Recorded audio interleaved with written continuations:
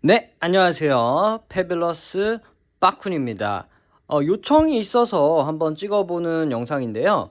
댓글에 볼파이톤의 기본적인 사육 방법에 대해서 좀 남겨달라는 글이 있어서 제가 이렇게 촬영을 하게 되었습니다. 일단 볼파이톤 같은 경우는 정말 키우기 쉬운 애완뱀 중 하나인데요. 일단 이 종 자체가 키우기 어려웠다면 이렇게 대중화가 되지 않았을 거예요. 그렇기 때문에 키우는 방법에 대해서는 굉장히 쉽다, 이렇게 일단 알고 계시면 될 것 같습니다. 일단 첫 번째로 설명해 드릴 건 바로 사육장입니다. 지금 보고 계신 사육장을 렉 사육장이라고 불리우는 사육장이고, 볼파이톤을 이렇게 키우는 이유에 대해서 한번 좀 설명을 드리겠습니다. 일단 렉사육장 같은 경우는 보시는 것처럼 이렇게 서랍식으로 되어 있는, 밀어서 넣었다 뺐다 하는 방식의 사육장인데요. 이 사육장의 장점에 대해서 한번 말씀을 해드리자면, 일단 굉장히 편합니다. 일단 사육자가 개체를 케어하는 데 있어서 굉장히 편리함이 있다. 두 번째, 온도 유지가 수월하다. 자, 이제 여기서 좀 일반 분들이 보시는 시선에서 설명을 한번 다시 해드릴게요. 일반적인 분들은 파충류 꼭 이렇게 넓은 사육장에 좀 애들 활동도 할 수 있고 운동도 할 수 있게 키워야 되는 거 아니야? 라고 할 수 있습니다. 하지만 이 볼파이톤이라고 하는 동물의 기본적인 습성은 대부분 야생에서 땅굴에 사는 동물입니다. 땅굴. 쉽게 말해서 다른 포유류가 파놓은 굴 속에서 보통 생활을 하는 뱀이기 때문에 이렇게 넓은 사육장에 베이비를 키울 경우 이제 소화 불량이 첫 번째로 올 수도 있고요. 두 번째, 온습도의 유지가 힘들기 때문에 감기나 또 다른 질병에 걸릴 수 있습니다. 그다음 세 번째 같은 경우는 일단 활동 반경이 이렇게 넓은 경우 애들이 적응을 못한 경우가 많습니다. 아까 말씀드린 야생에서의 습성 때문이겠죠. 그래서 이렇게 렉사육장을 키우는 거고, 렉사육장 같은 경우는 이제 많은 해외 브리더들, 해외에서 이 볼파이톤을 키우는 브리더들 역시도 다 이 렉사육장에 사육을 하고 있습니다. 그래서 한 마리를 키운다, 뭐 내가 온도 습도를 잘 유지할 수 있는 환경이다, 그렇다면 이렇게 유리장을 권장을 드리지만, 그게 아니라면은 일단 렉사육장에 키우는 게 좋습니다. 또 한국 같은 경우는 사계절이라는, 이제 어떻게 보면 굉장히 아름답긴 하지만 동물을 키우기에 굉장히 힘든 날씨가 있죠. 이제 동물 같은 경우는 사실 볼파이톤 같은 경우는 아프리카에 사는 친구들이기 때문에 따뜻한 환경이 필요한데, 한국의 겨울 어떤가요? 지금 밖에 보시면 정말 폭설이 내리고 있습니다. 네, 이게 한국의 겨울입니다. 이런 환경에서 저 큰 사육장의 온도 습도를 개인이 유지한다는 것은 결코 쉽지 않습니다. 그렇기 때문에 이렇게 렉사육장을 일단 권장은 드리고, 한 마리 관상용으로 팻으로 키운다 그러면 유리장도 잘 세팅해서 키우시면 문제 없습니다. 또 뭐 포맥스 사육장도 마찬가지고요. 자, 이렇게 사육장에 대한 기본적인 설명은 끝났습니다. 그리고 두 번째, 먹이 같은 경우는 일단 볼파이톤은 뭐 당연히 뱀이기 때문에 쥐를 먹습니다. 하지만 나는 살아있는 쥐를 줄 수 없다, 그러면 냉동을 주시면 됩니다. 냉동 쥐 같은 경우도 볼파이톤은 반응이 굉장히 좋은 동물 중에 하나이기 때문에 냉동 부침이 완료된 친구를 입양을 하시면 냉동을 먹이시는 건 크게 문제 없습니다. 저희의 사육 환경 같은 경우도 기본적으로 코코어스크를 사용하고 있고요. 요렇게 두 가지 바닥재를 보여드리고 있는데, 요 옆에 있는 바닥재는 펄프 베딩이라고 하는 종이 베딩입니다. 각각 장단점이 있죠. 그리고 코코어스크 같은 경우는 지금 보시는 것처럼 이렇게 코코넛 칩입니다. 자, 요 두 가지 바닥재의 장단점. 첫 번째, 펄프 베딩 깔끔하다. 두 번째, 흡수율이 굉장히 빠르다. 오줌이나 배변을 싸면 굉장히 흡수율이 빠르다. 세 번째, 배변을 이렇게 했으면 배변을 뭐 찾기 쉬워서 청소할 때 용이하다. 뭐 요런 정도의 이제 장점이 있을 것 같고요. 자, 코코어스크의 장점 굉장히 많습니다. 왜 괜히 해외 브리더들이 이 코코어스크를 사용하는 게 아닙니다.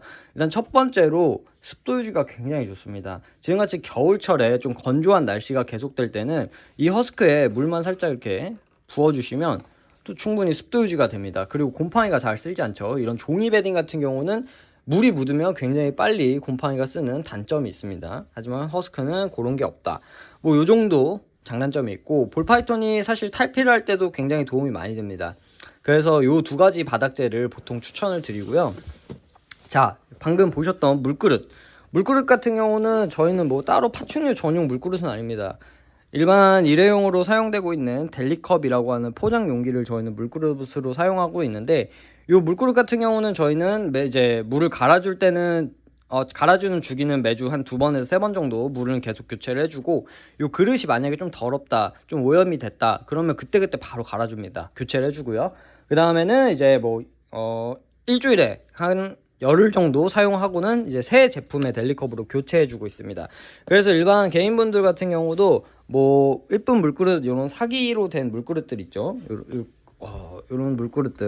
이런 물그릇을 사용하시는 경우도 있지만, 조금 설거지나 이런 거에서 편의함을 느끼려면 이런 델리컵도 굉장히 추천을 드립니다. 자, 이제 3가지 설명해 드렸죠. 사육장, 먹이, 그다음 바닥재, 이렇게 설명을 해 드렸습니다. 그다음 4번째로 또 중요한 게 있죠. 볼파이톤 같은 경우는 온도, 습도에 대해서 굉장히 좀 중요하다고 저는 생각을 합니다. 온도가 낮으면 아이들이 소화불량이 올 수도 있고, 또 습도가 낮으면 탈피 부전이 올 수도 있습니다. 그렇기 때문에 지금같이 이렇게 사육장에 어느 정도 습도가 낄 수 있게 환경을 겨울철에는 조성해 주시는 게 좋고요.